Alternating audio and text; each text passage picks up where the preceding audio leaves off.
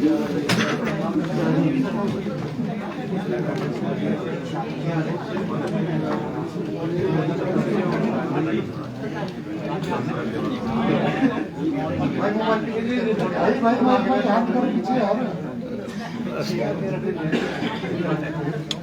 जी start.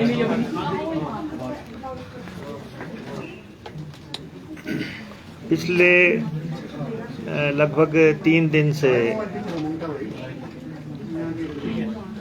HRTC का और transport department का हम रिव्यू कर रहे हैं और कल भी मीटिंगें हुई और माननीय मुख्यमंत्री जी के साथ भी मीटिंग हुई और आज जो हमारी ट्रांसपोर्ट डिपार्टमेंट की जो प्रोमिनेंट यूनियंस हैं उनसे भी हमारी डिस्कशंस हुई हैं, डेलिब्रेशंस हुई हैं और लगभग सुबह से हम 4 जो संगठन हैं उनसे हमारी बात हुई। HRTC का जो इंटक का संगठन है, HRTC का जो ड्राइवर यूनियन का संगठन है, HRTC का जो कंडक्टर यूनियन का संगठन है और HRTC का जो है भारतीय मजदूर संघ का जो संगठन है, उन सब से हमारी बात हुई और उन HRTC के बारे में जो उनको सुझाव देने हैं उन पे चर्चा हुई है। और जहाँ तक HRTC का सवाल है, हिमाचल पथ परिवहन निगम प्रदेश के लोगों को जो है यात्रा सुविधा देने के लिए एक मुख्य भूमिका निभा रहा है, क्योंकि हमारे पास एयर कनेक्टिविटी नहीं है, हमारे पास रेल कनेक्टिविटी नहीं है। ऐसे में जो सड़क मार्ग है और सड़क मार्ग में भी HRTC का बहुत बड़ा रोल है। तो HRTC को किस ढंग से मजबूत करना है, HRTC के आय में कैसे संसाधन जो है कैसे पैदा करने हैं, या HRTC के कर्मचारियों की जो मांगे हैं उनको हमने किस ढंग से मीट करना है, वो सारी डिस्कशंस हमारी हुई हैं। और एक तो मैं आपको ये बताना चाहता हूँ कि हमारे पास इस समय 3132 बसेस हैं HRTC में, 3142, और ये 3719 रूट्स पे चल रही हैं, 3719 रूट पे चल रही हैं। प्रदेश के दूर दराज दुर्गम इलाकों में हमारे HRTC सेवा दे रही है। दिल्ली से ले तक जो है हमारी HRTC के चालक और परिचालक जो है सेवाएं दे रहे हैं और हर परिस्थिति में जो है हमारे जो कर्मचारी हैं HRTC के, वो सेवा भाव से काम करते हैं और बेहतरीन हमारे पास कर्मचारियों का स्टाफ है। और लेकिन HRTC की दिक्कतें ये है कि हम 1355 करोड़ रुपए के घाटे के आसपास खड़े हुए हैं, या कर्मचारियों की देनदारियां हैं या पेंशन की देनदारियां हैं या दूसरी दिक्कतें हैं। और HRTC की रोज की कमाई जो है, हमारी जो है महीने की जो कमाई है वो है 65 करोड़ रुपया। इतनी बसें हम चलाते हैं, 3142 रूटों पे चलाने के बाद हमारी 65 करोड़ रुपए आय है और हमारा जो खर्चा है हर महीने 144 करोड़ रुपया है। और हमें 69 करोड़ रुपए का शॉर्टफॉल हर महीने होता है। और ये हम सरकार के सहयोग से जो है ये पैसा सरकार से लेते हैं, वित्त विभाग से लेते हैं और फिर हम इस शॉर्टफॉल को पूरा करते हैं और उससे जो है कर्मचारियों के पेंशन और कर्मचारियों की तनख्वाह हम दे पा रहे हैं। तो इसलिए HRTC के आय में संशोधन कैसे हो या व्यवस्था कैसे सुधरे, उसकी हमारी डिस्कशन चल रही है। और इस समय जो है हमारे देश के कानून के मुताबिक सरकारी क्षेत्र में जो 15 साल पूरा कर चुके हैं उन बसों को और उन सरकारी गाड़ियों को सड़क से बाहर करने का आदेश हुआ है। 15 साल जिनका पूरा हो चुका है और उसमें जो है एचआरटीसी के जो है पहले ही दौर में जो है 167 बसें ऐसी हैं जो हमें सड़क से हटानी पड़ रही हैं। 167 बसेस हम हटा रहे हैं क्योंकि उनकी आरसी रद्द हो गई है और सरकारी सेक्टर में हालांकि काफ़ी गाड़ियां हट रही हैं 15 साल पूरी जो कर चुके हैं जिनकी आरसी जो है ऑटोमेटिक रद्द हो गई है। तो एचआरटीसी की 167 बसें हट रही हैं और उसके बाद हमारे पास 1199 बसें ऐसी हैं 1999 जो कि ज़ीरो बुक वैल्यू की बसें हैं, यानी कि वो अपना जीवन पूरा कर चुकी हैं लेकिन हम उन्हें चला रहे हैं क्योंकि हमारे पास प्रॉब्लम्स हैं। तो इन 1199 में से जो है एचआरटीसी का जो हमारा प्रबंधन है उनके मुताबिक इन 1199 में से 202 बसें तत्काल हटाने की ज़रूरत है। वो हमने हटाने का निर्देश दे दिया है कि उन 202 बसों को भी आप हटा दें क्योंकि जो बसें बिल्कुल ही ठोक पीट के चलाई जा रही हैं और जिसको बहुत दिक्कत है। तो इसका मतलब हमारे पास 369 बसेस हम हटा रहे हैं और उसके बाद हमारी फ्लीट स्ट्रेंथ जो है 2773 रह जाती है और उसको पूरा करने के लिए इस साल के दौरान हमने लगभग 600 बसों की प्रोक्योरमेंट का रोड मैप तैयार किया है कि हम 600 बसें किसी भी ढंग से जो है अपने फ्लीट में शामिल कर पाएँ ताकि हमारे ड्राइवर्स को, हमारे कंडक्टर्स को और सवारियों को जो है सुविधा हो सके। इनमें से जो अभी तक हमारे पास आई हैं 150 डीजल की बस अभी तक आ चुकी है और 15 बसें हमारे पास स्मार्ट सिटी धर्मशाला के लिए आई हैं जिनका कि बहुत जल्दी जो है फ्लैग ऑफ किया जाएगा। जिनको 20 बसें हमारी शिमला के लिए आ चुकी हैं स्मार्ट सिटी में और 11 वॉल्वो बसेस हमारी आ चुकी हैं जो कि कुल मिला के 196 बसें हमारे पास पहुंच गई हैं। और उसके बाद अब हमने 75 जो है बसेस के ऑर्डर टेंडर हमने निकाल दिया है। ये सिटी बसेस हैं और इसमें बहुत बड़ा उसके जो है बॉडी में या उसमें परिवर्तन नहीं है। वो बसेस हम ले रहे हैं शिमला के लिए और हमीरपुर नदौन वगैरह क्षेत्र में चलाने के लिए। तो और वो 75 बसेस का हमने टेंडर फ्लोट कर दिया है और उसके अलावा 225 बसें इलेक्ट्रिक हम और खरीदने जा रहे हैं जो हमारे कैबिनेट ने हमें अप्रूव कर दिया है। वो बसेस का हम प्रोटोटाइप तय कर रहे हैं कि वो बसें एचआरटीसी की जो डीजल बसेस हैं उसी आकार की होंगी और वो ऊंची भी होंगी और उनकी बॉडी भी उसी तरह से बनाई जाएगी पहाड़ के टोपोग्राफी के हिसाब से जो चल सके। तो 225 इलेक्ट्रिक बसेस हम और तय करने जा रहे हैं और उसके बाद इसी साल के दौरान लगभग 300 इलेक्ट्रिक बसेस के आसपास हम पहुंच जाएंगे।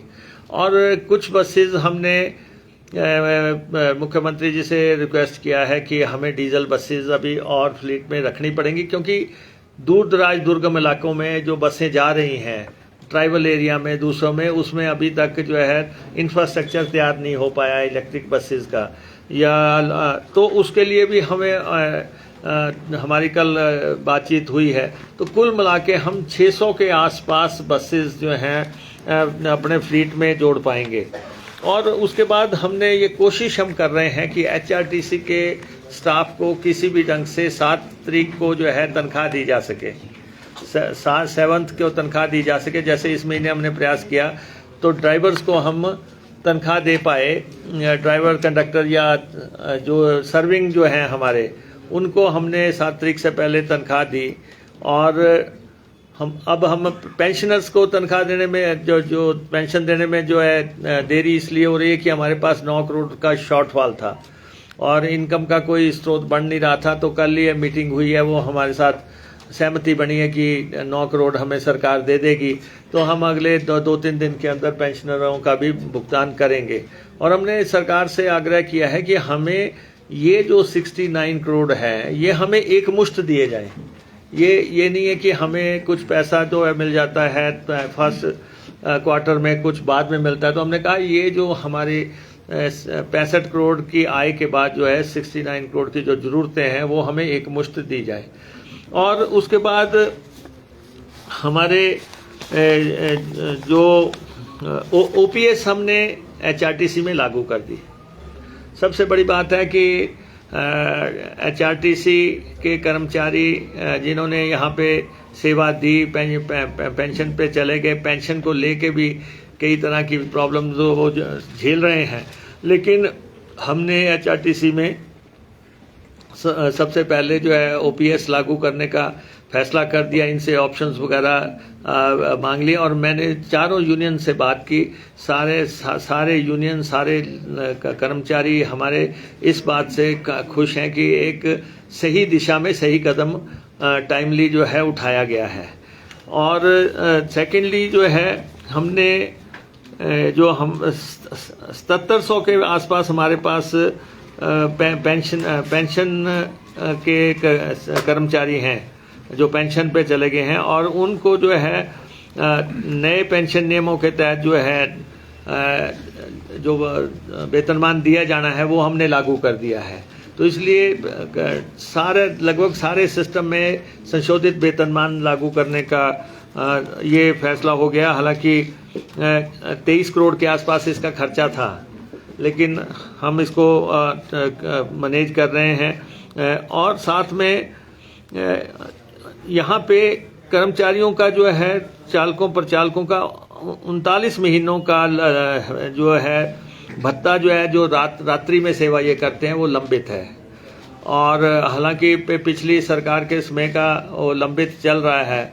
और हमने इनसे कहा है कि सबसे पहले तो जब से हमारी सरकार आई है, जिस दिन से हमारी सरकार आई है, हम सैद्धांतिक तौर पे आपसे सहमत हैं कि हम आपको क्योंकि आप नाइट सर्विस चला रहे हैं और 24/7 भी ड्यूटी दे रहे हैं, जहां भी आपको भेजा जा रहा है निष्ठा से दे रहे हैं। तो हम शुरुआत कर रहे हैं कि जब से हम आए हैं कम से कम हम इनको जो है इनका रात्रि भत्ता या दूसरी डिमांड्स हैं जो पूरी कर सकें। अभी दो महीने का तो हमने पहले ही जारी कर दिया, बाकी का हम सैद्धांतिक तौर पे हमारी सहमति है।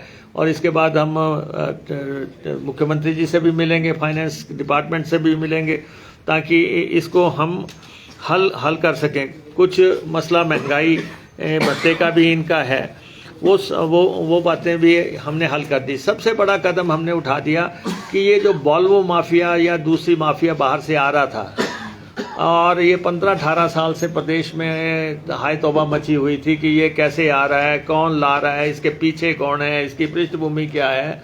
हमने इस पे अंकुश लगाने के लिए हमने कल के मंत्रिमंडल की बैठक में आखिर फैसला कर दिया, और ये बसेस जो हैं बिना टैक्स के हिमाचल में प्रवेश नहीं कर पाएंगी, और इनको 9 लाख रुपया पर एनम जो है हिमाचल प्रदेश का टैक्स देना पड़ेगा। ये 200-250 के आसपास की बसें हैं और अराजकता से चल रही थी। पहले मैंने डिपार्टमेंट को आदेश दिए थे कि इन बसों को रोका जाए, पकड़ा जाए, लेकिन बाद में डिपार्टमेंट की राय ये थी कि ये बसें जो है टूरिस्ट को लेके आ रही हैं, तो टूरिस्ट भी साथ में परेशान होगा, तो इसका आप कोई लीगल हल जो है तलाशिए। ये साउथ में भी ये प्रॉब्लम्स थी। तमिलनाडु हाई कोर्ट का एक फैसला आया था जिसमें कि 75,000 रुपया इन पे टैक्स लगाने का अदालत ने परमिशन दी थी, और ये कहा था 5,000 रुपया जो है पर मंथ जो है पर डे जो है इन पे चार्ज किया जाए।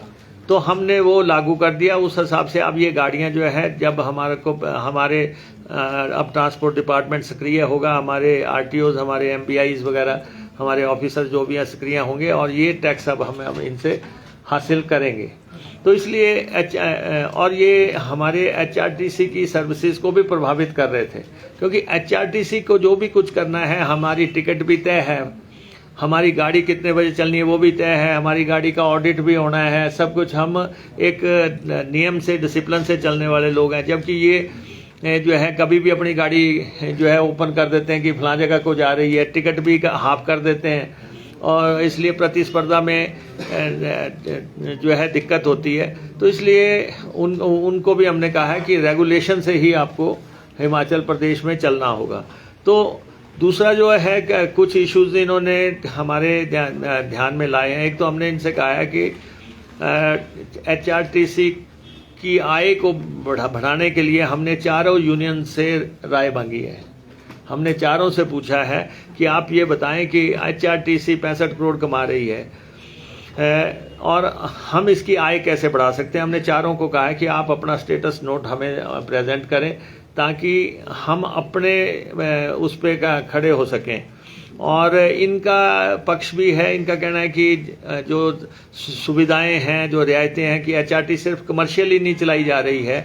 HRTC में जो है महिलाओं को जो सुविधा दी गई है, स्टूडेंट्स को जो सुविधा दी गई है, या घाटे के रूटों पे जहां कोई नहीं जाता वहां HRTC जा रही है, दूर दराज दुर्गम इलाकों के। इसलिए सेवाएं जो हैं जो हम दे रहे हैं उस वजह से हमारा को जो है घाटा इसलिए भी हो रहा है। एक तो हमने ये कहा है कि जो बिल्कुल ही जहाँ पे कोई सवारी नहीं है, जहाँ पे जो है गाड़ी चल रही है, एक सवारी बैठी है, 2 सवारी बैठी है और वो जा रही है, ऐसी सर्विसेज जो है चलाने में हमें कोई दिलचस्पी नहीं है। क्योंकि वो ये गाड़ियाँ जो हैं वो राजनीतिक आधार पे लगी हुई गाड़ियाँ हैं, और ये गाड़ियाँ जो है राजनीतिक आधार पे जो लगी हैं, वो गाड़ियां हम जो है बिल्कुल जिसमें शून्य आए है, सवारी नहीं है, वो तो नहीं चलाई जा सकती। लेकिन हमने अपने ड्राइवर्स और कंडक्टर्स को ये कहा है कि आप जो है ग्राउंड पे जाते हैं, आप रूट के बारे में हमें रियल फीडबैक दें कि क्या वो गाड़ी चलनी चाहिए कि नहीं चलनी चाहिए, आपकी राय क्या है। क्योंकि सबसे पहले तो ड्राइवर जाता है। तो दूसरा हमने अपने ड्राइवर कंडक्टरों को ये भी कहा है कि आप गाड़ी चलाते हैं, ब्लैक स्पॉट आपको पता है कहाँ गाड़ी बार बार कंट्रोल से बाहर हो रही है या कहाँ एक्सीडेंट हो रहा है, तो ये हमें बताएंगे। तो ब्लैक स्पॉट्स को सही करना वो भी ट्रांसपोर्ट डिपार्टमेंट का सब्जेक्ट है, तो हम उन स्पॉट्स को ठीक करेंगे। और दूसरा जो है इन लोगों का ये कहना है कि टाइम शेड्यूल को लेके प्राइवेट ट्रांसपोर्टरों के साथ जो इनके ग्रजेस हैं ये कि वो लोग जो हैं बिना टाइम के जो है इनके साथ उसमें उलझ जाते हैं। तो हमने साफ कहा है कि हमारा किसी से संघर्ष करने, लड़ाई का हमारा कोई किसी से योजना नहीं है। हमें अपनी सर्विसेज में सुधार करना है। हमारे अधिकारी देखेंगे कि कौन कौन से रूट्स में प्रॉब्लम है, कहाँ कहाँ सुविधाएं देनी है। तो उस मसले में हमने कुछ कमेटीज़ वगैरह यहाँ पे फॉर्म की हैं। लेकिन हमारे सब यूनियंस ने ये कहा है कि हम ट्रांसपोर्ट को चलाए रखना चाहते हैं, सुविधाओं में विस्तार चाहते हैं, लेकिन जो कुछ इश्यूज हैं जो क्योंकि सबने अपने परिवार पालने हैं, तो इनका ये कहना है कि तनख्वाह समय पे मिले, एरियर समय पे मिले या रात्रि भत्ता समय पे मिले। ये बातें जो हैं हमने इनके साथ। दूसरा, हालांकि हमने कल एक और बड़ा फैसला भी किया था आपके सामने। हमने प्रदेश में सब लोगों को कहा है कि जिनकी गाड़ियां रजिस्टर नहीं है, उन्होंने कराई नहीं रजिस्टर, हम उनको कह रहे हैं कि आपको 30 जून तक का समय देते हैं। उनका जो आज का मूल्य है गाड़ी की वैल्यू आज की निकाल के आप उसकी रजिस्ट्रेशन करा लें। आपको एक मौका दिया जा रहा है पूरे प्रदेश में कि आप अपनी गाड़ी की रजिस्ट्रेशन करा लें। कई कहते हैं, कईयों के JCBs हैं, कईयों की पॉकलैंड्स हैं, कईयों के ट्रैक्टर्स हैं और कईयों की दूसरी गाड़ियां हैं जो बिना नंबर के चल रही हैं। हम एक मौका दे रहे हैं कि आप जो है अपनी गाड़ियां रजिस्टर करा लें। हिमाचल के अंदर कोई गाड़ी बिना नंबर के ना चले। दूसरा, हमने कल ही एक कैबिनेट में एक इम्पॉर्टेंट फैसला लिया, वो ट्रकों से जुड़ा हुआ था, जिसमें कि प्रदेश के 1 लाख लगभग 60,000 के आसपास ट्रकर्स ये थे कि उनका ये कहना था कि हम टैक्स जमा नहीं करा सकते। पिछला बकाया जो है, बकाया देनदारी है, वो हम जमा नहीं करा सकते क्योंकि उस पर पेनल्टी और ब्याज इतना ज़्यादा हो गया है कि हमारी पहुंच से बाहर है। तो हमने दोनों माफ़ कर दिए। हमने दोनों उनको एक मौका दे दिया कि आपको एक मुश्त हमने माफ़ कर दिया, आप जो हैं अब जो अपना टैक्स जमा करा दें और आगे से जो है अपने आप को रेगुलराइज कर दें।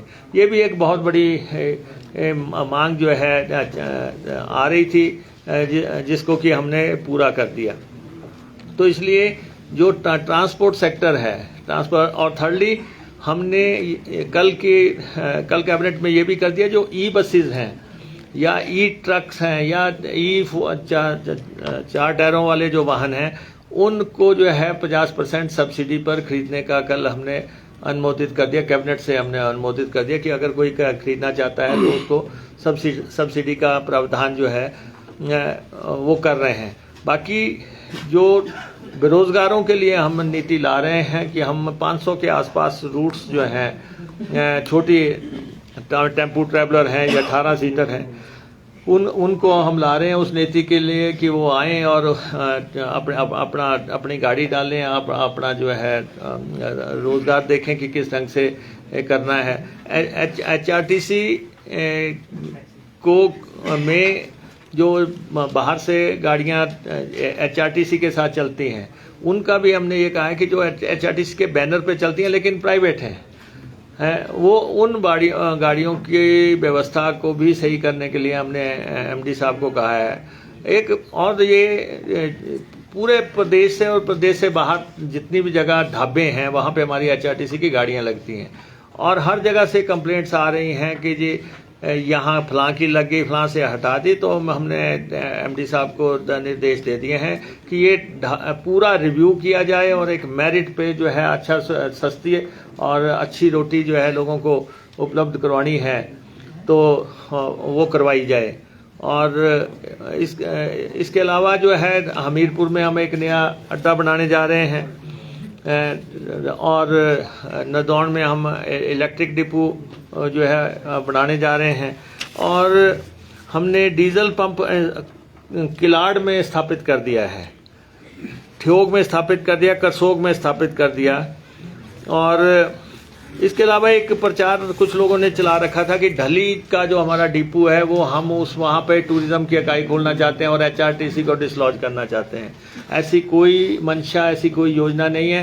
रादर उसको हम पहले से अच्छा सुधार करके जो है वहाँ व्यवस्था हम कायम करने जा रहे हैं। और कुछ जो धार्मिक स्थल हैं उनकी बसों के लिए ज़रूर हमने इनको कहा है कि जितने भी हमारे धार्मिक स्थल हैं, चाहे वो चिंतपूर्णी है, ज्वाला जी है, नैना देवी है, बाबा बालकनाथ जी हैं, या फिर चामुंडा जी हैं, कांगड़ा जी हैं, या जितने भी जगह हैं वहाँ पे अच्छी बसें किस ढंग से हमने चलानी है।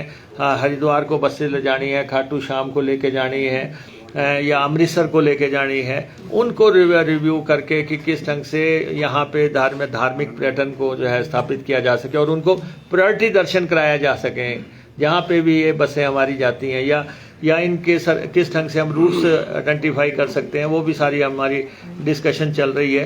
तो इसलिए HRTC के हमारे साथियों के साथ हम सब एक परिवार के लोग हैं। बहुत अच्छे माहौल में हमारी बातचीत हुई है। HRTC को किस ढंग से बचा के रखना है और कैसे उसको आगे बढ़ाना है, वो सब से हम विचार विमर्श कर रहे हैं। इन सब यूनियंस का स्टेटस पेपर हमारे पास आ जाएगा और ये क्या राय दे रहे हैं, कुछ इनके सर्विस के जो है त्रुटियां हैं उसको निवारण करने के मसले हैं, वो सारा हम अध्ययन कर रहे हैं और फाइनेंस के साथ भी उठाएंगे।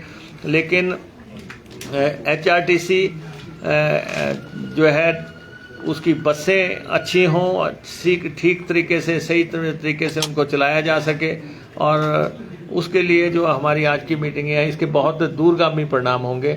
और कुछ इन्होंने कहा है कि बहुत लोग ऐसे हैं जो कि एक ही सीट पे लंबे अरसे से बैठे हुए हैं, बहुत से लोग ऐसे हैं जो कि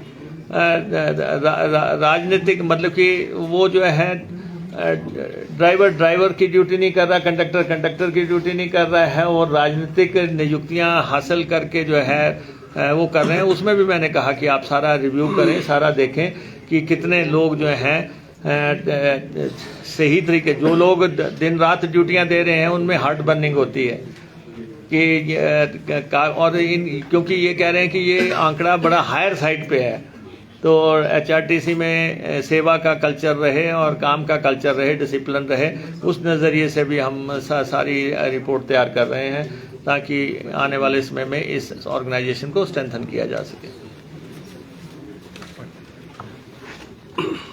सर, आपने एक चीज़ कही कि जो वॉल्वो बसें हैं उनके लिए आपने 9 लाख रुपए कहा, तो ये मासिक टैक्स रहेगा? Annual tax. सर, जो ये टैक्स माफ किया गया, एक मुश्त जो आपने माफ किया है, इसमें जो है कितना बोझ पड़ेगा आपका? कितना था ये जितने आपने 1,60,500? नहीं, ये इससे बोझ नहीं पड़ेगा। इससे जो 200-250 करोड़ रुपया हमारा रुका पड़ा हुआ था, जो टैक्स हमारा आ नहीं रहा था, वो आ जाएगा, क्योंकि पेनल्टी और इंटरेस्ट उन्होंने कभी देनी नहीं और टैक्स हमारा आना नहीं, तो इसलिए हमने कहा भाई टैक्स हमारा दे दो और बाकी जो है आपको माफ किया। सर, HRTC के कर्मचारियों की एक बड़ी टाइम से मांग रखी है कि HRTC को बोर्ड में कन्वर्ट किया जाए, वो भी कोई डिस्कस हुआ? नहीं, ऐसा है कि कर्मचारी संगठनों ने अपनी अपनी मांगे रखी हैं, तो उसमें ये बातें भी उन्होंने लिखी हैं। ये सब चीज़ें जो है आने वाले सबसे इस समय तो सबसे बड़ी बात ये है कि HRTC की पर मंथ इनकम 65 करोड़ रुपए है, खर्चा जो है 144 करोड़ रुपए है, और हमें सरकार से पैसे लेने पड़ रहे हैं, लेकिन हम आय कैसे बढ़ा सकते हैं? हमारे लोग भी इंटरेस्टेड हैं इसमें। उन्होंने कई ऐसे सुझाव दिए हैं जिससे कि HRTC की आय में आश्चर्यजनक सुधार हो सकता है। तो HRTC की आय में कैसे इजाफा किया जाए, हमारे ऑफिसर्स की कमेटी इस पे भी काम करेगी। वो मैंने एमडी साहब को आज की मीटिंग में भी और इससे पहले भी कहा, लेकिन आज तो क्रिस्टल क्लियर बातें ऑर्गेनाइजेशन की तरफ से आ रही हैं, जो वो रोज देखते हैं, वो उन्होंने हमारे समक्ष रखी हैं। तो वो उन पे किस ढंग से चरणबद्ध तरीके से एक्शन हो सकता है, वो हम करने का प्रयास करेंगे। HRTC ही एकमात्र साधन है यहाँ लोगों को घर पहुंचाने का, और इसलिए जो है इसको किस ढंग से सशक्त करना है, मजबूत करना है, उसके बारे में हमारा संगठनों से बातचीत हुई, और ये डेलिब्रेशंस हमारी होती रहेंगी, बातचीत हमारी होती रहेगी। ई बसेस को प्रोत्साहित कर रहे हैं सर, दावा है सरकार का, ई बसेस को प्रोत्साहित करेंगे सर। 5 महीने पहले जब सरकार का गठन हुआ, टूटी क्रॉसिंग पे सर चार्जिंग स्टेशन स्थापित करने की, आप भी उस विजिट में थे, सीएम साहब भी थे, अभी तक सर वो स्थापित नहीं हुआ चार्जिंग स्टेशन टूटी क्रॉसिंग पार्किंग के ऊपर सर। नहीं, ऐसा है, ये गवर्नमेंट सेक्टर है। गवर्नमेंट सेक्टर में हर चीज़ टेंडर होके होगी, गवर्नमेंट सेक्टर में हर चीज़ जो है कायदे से होगी, लेकिन ये एक परिवर्तन का दौर चल रहा है। इसीलिए हमने अभी डीजल बसेस क्यों खरीदी 150, या अभी हम कुछ और क्यों खरीद रहे हैं? जब तक हमारी व्यवस्था सारी कायम नहीं हो जाती। हमने 36 करोड़ रुपया इसी काम के लिए दिया है, 36 करोड़ रुपया दिया है, क्योंकि हम रूट तय करेंगे, जैसे बद्दी, नालागढ़, भरतगढ़ और आगे नंगल से ऊना और हमीरपुर एंड देरा वगैरह की तरफ को रूट नंबर 1 हम बना रहे हैं। लेकिन अगर हम बना रहे हैं तो वहाँ सारी जगह जो है पहले ई व्यवस्था तो की जाएगी। पहले वहाँ पे प्राइवेट वाले भी इंटरेस्टेड हैं कि हम इंफ्रास्ट्रक्चर लगाएं। हम गवर्नमेंट की बसेस तो हम गवर्नमेंट के सेक्टर में तो बिल्कुल भी चांस नहीं लिया जा सकता कि ड्राइवर बस लेके जा रहा है और उसको जो है रास्ते में कहें कि जी आप खड़ी करके चार्ज कर लो, सवारियां उसके लिए परेशानी कर देगी। इसलिए हम पूरी व्यवस्था इस ढंग से बनाने जा रहे हैं कि बसें भी ऐसी बसें आए, नहीं तो हम एक मुश्त भी बसें खरीद सकते थे, हमने इसलिए नहीं ली। हम कह रहे हैं कि बसें हम तब लेंगे अब 300 किलोमीटर चलें, 350 किलोमीटर चलें। ऐसे तो लोग बहुत आ रहे हैं जो कह रहे हैं कि टेक्नोलॉजी का उनको बहुत ज्ञान है, लेकिन हमें सरकारी सेक्टर है, हमें बोर्ड ऑफ डायरेक्टर से परमिशन लेनी पड़ती है, हमें कैबिनेट के पास जाना पड़ता है, हमें जो है गारंटी लेनी पड़ती है, हमें बैंक्स के पास जाना पड़ता है। तो इसलिए हम सारी चीज़ें पारदर्शिता से कर रहे हैं। हम ग्लोबल टेंडर करते हैं। हमारा बिल्कुल स्पष्ट है कि कोई भी चीज़ का आपने करनी है आप ग्लोबल टेंडर से करें, पारदर्शी तरीके से करें, ताकि सबको विश्वास हो कि जो कुछ हुआ है वो एक ट्रांसपेरेंट तरीके से हुआ है। तो इसलिए सवाल ये नहीं है कि एक जगह हम कहीं खड़े हो गए और वहाँ आपने भी कैमरा लगा दिया कि यहाँ तो लगा नहीं। ये कोई हैंडपंप तो है नहीं कि सुबह को काट दिया जाए है। ये व्यवस्था पूरी कायम की जाएगी और हमें अपने चालकों प्रचालकों की सुविधा का भी ख्याल रखना है कि आय के साधन बढ़ाने के लिए क्या किराए में वृद्धि की जाएगी?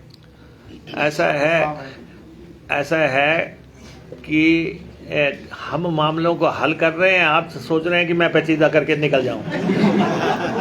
आपका बहुत बहुत धन्यवाद।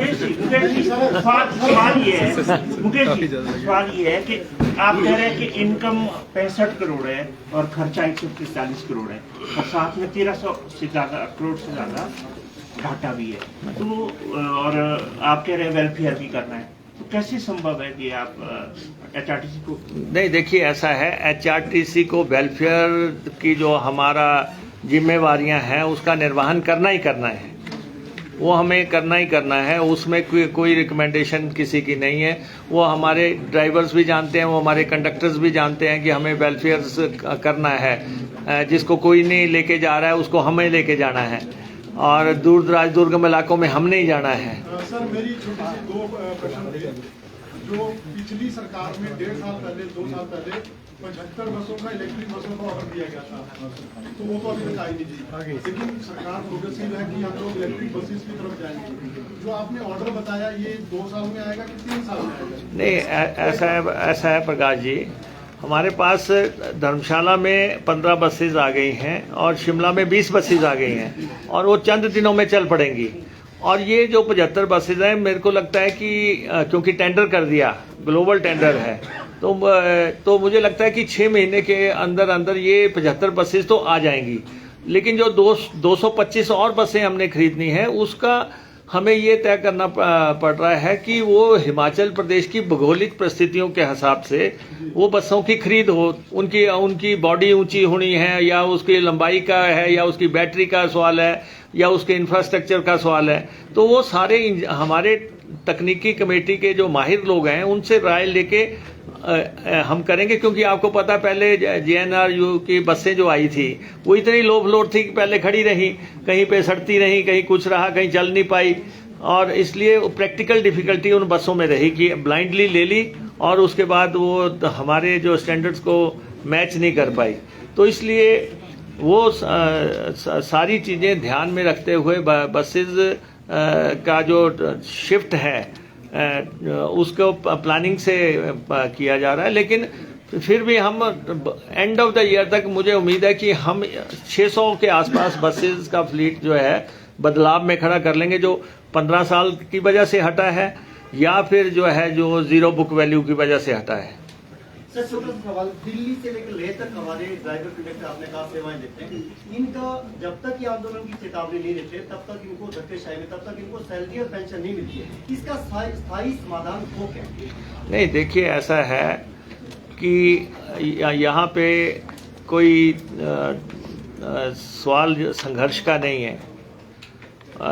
ये HRTC एक खुली किताब है, ये मेरे पास भी है और ये मेरे ड्राइवर कंडक्टरों के पास भी है, मेरे चारों यूनियंस के पास भी है।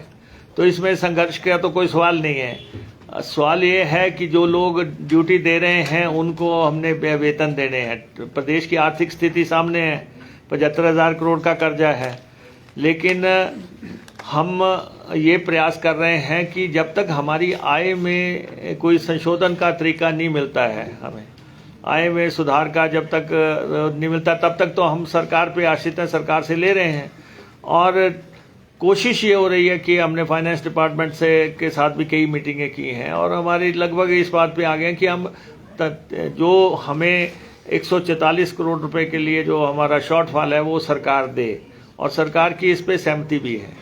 कल भी मुख्यमंत्री जी से मीटिंग हुई थी, उसमें भी सहमति। कल 60 करोड़ रुपए की बैंक गारंटी जो है कैबिनेट ने दी है HRTC के लिए। तो ऐसा कोई वजह नहीं है कि कोई दिक्कत है, कोई परेशानी। हाँ, फाइनेंशियल दिक्कतों को हल करने के लिए हम प्रयासरत रहेंगे और हम अपनी आय में कैसे सुधार कर सकते हैं उसमें मैंने इनको ये कहा है कि ये अपनी कमेटी भी यहाँ पे हाई पावर्ड कमेटी एक यहाँ पे तय करें जो कि बताए कि आय में कैसे सुधार हो सकता है, उनमें इन चारों संगठनों के प्रतिनिधि शामिल किए जाएं। और दूसरा मैंने कहा है कि दूसरे राज्यों की परिवहन व्यवस्था को अध्ययन करने के लिए भी हमारे जो है ऑफिसर्स एंड ड्राइवर कंडक्टर और यूनियंस के लोग जो है मिल के जो है जाके आए, देख के आए कि कौन सी जो है परिवहन या जो है व्यवस्था सबसे बेहतर है, कैसी चल रही है। और जो शिफ्ट हम कर रहे हैं वो तो हम प्रयास कर ही रहे हैं, उसके लिए हमें जो है बसें खरीदने के लिए पैसा सरकार दे रही है, वो हम निश्चित तौर पे टाइम बाउंड तरीके से खरीद लेंगे। सर, आपने कहा कि जिनको लेने कोई नहीं जाएगा उनको लेने एचआरटीसी जाएगी। आपने एक और बात कही कि लोगों को घर पहुंचाने का भी एकमात्र सुरक्षित साधन एचआरटीसी है। दूसरी तरफ आप ये भी कह रहे हैं कि जहां एक और दो सवारियां हैं वहां एचआरटीसी नहीं जाएगी। हमारी नहीं, एचआरटीसी नहीं जाएगी, लेकिन सवारियां नहीं है। रूट लगा दिए हैं, पॉलिटिशियंस ने लगा दिए कि जी फलां जगह को बस लगा दो। अब वहाँ पे जो है सिर्फ डीजल का खर्चा है। अब वो ये बात तो ड्राइवर कंडक्टर भी मानते हैं कि ड्राइवर के घर का अगर कहीं 10 किलोमीटर दूर है तो ये बस लेके नहीं जाएंगे, वो जो है बस को तो कहीं खड़ा करके जाएंगे। इसलिए जहाँ पे कोई सवारी नहीं है, अब अगर हमारे 4 से 6% रूट मुनाफे में है, 94% घाटे में है, तो आप क्या समझते हैं कि हमें रिव्यू करने का भी अधिकार नहीं? आखिर हमें बैठ के ये देखना तो पड़ेगा 94% रूट घाटे में चल रहे हैं कि ग्राउंड पे तो ड्राइवर लेके जा रहे हैं, यही बताएंगे कि भाई ये इतना घाटा कैसे है। और उस और ढाबू के रिव्यू की भी बात बड़ी बार होती है, चाहे सरकार किसी की भी हो। आपने भी आज बात कही है, कभी कोई समय फिक्स नहीं किया जाता कि इतने समय के भीतर हम पूरी चेकिंग कर देंगे और वो बात टल जाती है। इस बार क्या आप कुछ एश्योर करेंगे? नहीं, ऐसा है ना कि अभी तक व्यवस्था जो है उसमें लोग कहते हैं कि कोई ढाबे वाला आता जी मेरी 4 लगी हुई थी 6 हटा दी, 2 लगी हुई थी 2 हटा दी। अब ये क्या व्यवस्था है? तो मैंने इनको कहा कि इसको स्ट्रीमलाइन करो, कम से कम जहाँ भी सवारी रोटी खाए वो एक सस्ती और सुलभ अच्छी रोटी हो और वहाँ पे बैठने लायक स्थितियाँ भी हों। और ये नहीं है कि आपने यहाँ से कह दिया फलां जगह बस लगा दो और ना तो वहाँ पे ड्राइवर कंडक्टर जो है बस लगाने में कोई इच्छुक है, ना ही सवारियाँ वहाँ खाने के लिए इच्छुक हैं, बस उतनी देर खड़ी रहेगी। इसलिए रिव्यू तो हम करेंगे, ये भी एक व्यवस्था है। तो इसलिए किस ढंग से काफ़ी मसलों पे हमारी चर्चा हुई है और कुछ वेलफेयर मीन्स हम उठाएंगे, लेकिन कुछ जो है कठोर कदम भी उठाएंगे। जो बातें हमारे ध्यान में इन संगठनों ने लाई। कंडक्टर्स की वेतन वसूली है, कब तक सुधरेगी सर नए वेतनमान वाली? नहीं, ऐसा नहीं है कि उस सिर्फ कंडक्टर्स की ही है, कंडक्टर्स ने भी अपना पक्ष रखा है, दूसरे भी लोगों ने रखा है। सर्विस कमेटी की मीटिंग करने के लिए उन्होंने कहा है, तो हम फाइनेंस से डिस्कशन करेंगे कि वो तो सारे एम्प्लॉयज़ का है। अब ऐसा है ना, आपके सामने है कि महिला कंडक्टर्स भर्ती कर लिए, सिर्फ एक महिला बस के साथ चलती है, बाकी सारी दफ्तर में है।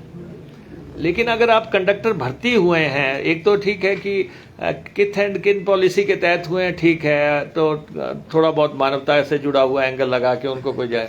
लेकिन जो लोग सिर्फ भर्ती हुए कि हम बस के साथ चलेंगे और आपको भर्ती भी कर लिया और आप सब लोगों ने मैनेज कर दिया, दफ्तर में बैठ गए, सिर्फ एक लड़की चल रही है अभी बस के साथ, बाकी सब ने जो है 100 के आसपास है, सब ने जो है अपनी पोस्टिंग मैनेज कर रखी है। तो ये सारी मसले हैं आपके सामने। लेकिन सर सीपीएस और डिप्टी सीएम मामले में हाईकोर्ट ने सरकार से जवाब तलब भी किया है, आपका इस पर ठीक है? ऐसा है, आज एचआरटीसी का रिव्यू चल रहा है, आप वैसे ही ध्यान भटका रहे हैं जैसे बीजेपी वाले भटका रहे हैं।